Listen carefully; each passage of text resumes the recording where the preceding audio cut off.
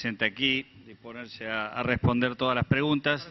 Voy a hacerle una pregunta en relación a la educación inicial y después dos consideraciones sobre algunas cosas que escuché del sistema universitario y del caso del INTA. Dado que una decisión política del Ministerio, del Poder Ejecutivo, de continuar, yo diría, una política de Estado de ampliar el acceso de las niñas y niños en la educación inicial a través del proyecto de ley de obligatoriedad y universalización de la sala de 3, muchas de las preguntas y es un proyecto que, por supuesto, todos coincidimos que es acertado y tiene un enorme consenso. Muchas de las preguntas que surgieron fueron acerca de los compromisos entre la Nación y las provincias, refrendados a través de convenios de partes, en relación a los compromisos mutuos para hacer efectivo esto, ¿no? La infraestructura por parte de la Nación y los recursos humanos de la provincia. Si bien se ha remitido y lo hemos compartido en la comisión, pero me gustaría, digamos, la consideración del ministro acerca de esos compromisos, cómo se están refrendando, que hace posible, digamos, abordar en etapas la materialización de este acceso de las niñas y niños de 3 años a la educación inicial. Como así también, aunque ya lo dijo en términos de algunas etapas, la inversión en etapas que va a tener la infraestructura escolar en ese nivel. Eso por un lado, me parece que es un insumo importante, hay prácticamente consenso en emitir dictamen sobre ese proyecto que envió el Ministerio, el Poder Ejecutivo, la semana que viene, y eso sería un insumo valioso para la decisión. Respecto del sistema universitario, aunque ya se dijo, pero lo refrendo, creo que nunca el cine estuvo tan cerca de conseguir lo que pedía como ahora. Pero además quiero decir que nosotros los diputados del bloque Cambiemos, invito a todos los diputados, podamos hacer, digamos, una inflexión importante respecto a cómo se ha tratado el tema en otros años. Durante los últimos años hemos asistido, quienes nos ha tocado también la responsabilidad de conducir universidades, a un esquema de discrecionalidad absoluta al final del camino. Es decir, había aquí 7, 8 universidades con suficiente capacidad de lobby que, digamos, alteraban el curso de los acontecimientos en los últimos 2 o 3 días de la discusión del presupuesto, y el trabajo de años del Consejo Universitario de elaborar lo que se llama un presupuesto normativo, que es un presupuesto sobre indicadores objetivos de distintas dimensiones del sistema universitario y de cada universidad, recursos humanos, complejidad de las disciplinas, número de sedes, etcétera, etcétera, etcétera. Ese presupuesto normativo, que es la base del consenso del sistema universitario, que precisamente no tiene mayoría, para ponerlo en términos políticos, de Cambiemos, sino por el contrario, y que se viene desarrollando desde hace más de una década, es la base, digamos, del equilibrio para la distribución y fija la propuesta, fija los porcentuales relativos de la propuesta que hace el SIN al Ministerio. Pero si en los últimos 2 o 3 días vienen 3 o 4 universidades y se llevan 700, 800, 1.000 millones de pesos para ellas, y mientras el resto mira sin participar, entonces ningún trabajo, ahí se genera naturalmente un descrédito muy grande en nuestra capacidad institucional de generar acuerdos, consensos y transferirlo después en una medida política, un instrumento político como es el presupuesto.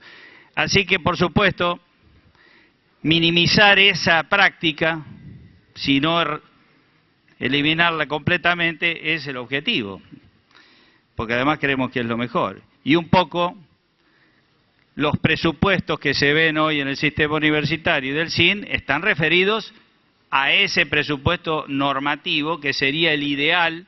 Hay universidades que están muy por sobre el normativo, es decir, muy por sobre lo que deberían tener, no se pueden corregir en un año, y otras que están muy por debajo, y paulatinamente se tiene que llegar, en un tiempo prudencial, a un buen equilibrio. Particularmente creo que fue el diputado aquí sobre los 500 millones de pesos de ciencia y tecnología. Esto lo he dicho muchas veces y lo vuelvo a decir, porque vale la pena decirlo y vale la pena ver lo que nos ha pasado y por qué es importante recuperar eso.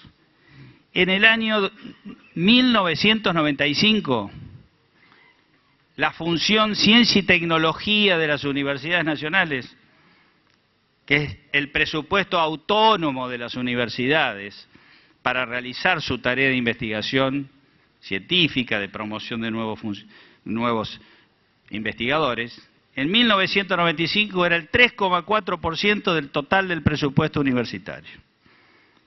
Y a 20 años, por lo menos hasta el año pasado, cayó al 0,3%. Todos reconocemos la importancia del CONICET, todos reconocemos la importancia de haberse creado un Ministerio de Ciencia y Tecnología.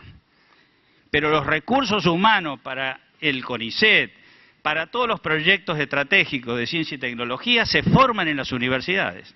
Y lo que pasó en estos 20 años es que desapareció la capacidad de las universidades propias de impulsar esa carrera, que es casi artesanal, porque empieza con un pequeño proyecto de investigación de unos pocos investigadores. ¿Cómo se forma un gran proyecto? Si todos los que hemos estado en este baile sabemos, se empieza de a poco, promocionando discípulos, luego pequeños proyectos. Eso se financiaba con la finalidad.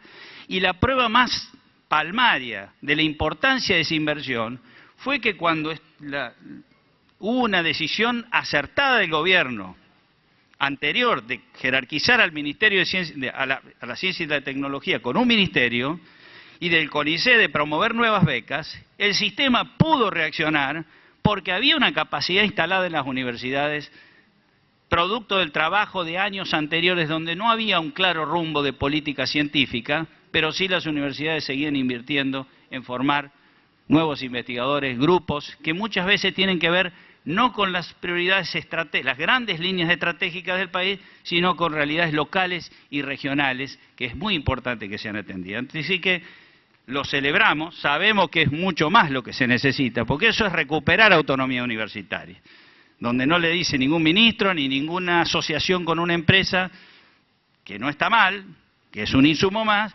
pero es la capacidad de promover nuevos grupos de investigación y de sostener todo aquello que rodea la actividad científica, que muchos son insumos y demandas y necesidades que muchas veces no se ven. Siempre digo, porque pertenezco al CONICET y honro el trabajo del CONICET, pero cuando el CONICET tiene que formar un científico, se forma y se sienta dentro de una universidad, en una silla de la universidad. La universidad es la que prende la luz, es la que trae los jurados para tomarle las tesis. Entonces, quiero reivindicar, es decir, esto es un mosaico donde estas unidades son complementarias y la universidad pública había perdido totalmente la capacidad de asistir con lo mínimo a sus investigadores que se están promocionando y que todavía no entran al CONICET. Y que si no tienen esas capacidades mínimas no van a entrar nunca, ni nunca van a poder participar en las convocatorias de los proyectos estratégicos del Ministerio de Ciencia y Tecnología. Por lo tanto, quiero celebrar, como ex miembro del sistema universitario y ahora diputado, esta decisión política del Ministerio de reivindicar algo que no es solo presupuestario, sino que hace a la reivindicación de la autonomía universitaria en materia de planificación, de atención de las realidades locales y regionales y de su armonización con los grandes intereses que aparecen en las líneas estratégicas, muchas de ellas que van a continuar como son políticas de Estado. Finalmente, del INTA, Estas son mis consideraciones, disculpe ministro, pero no puedo dejar de decirlo porque el ministro de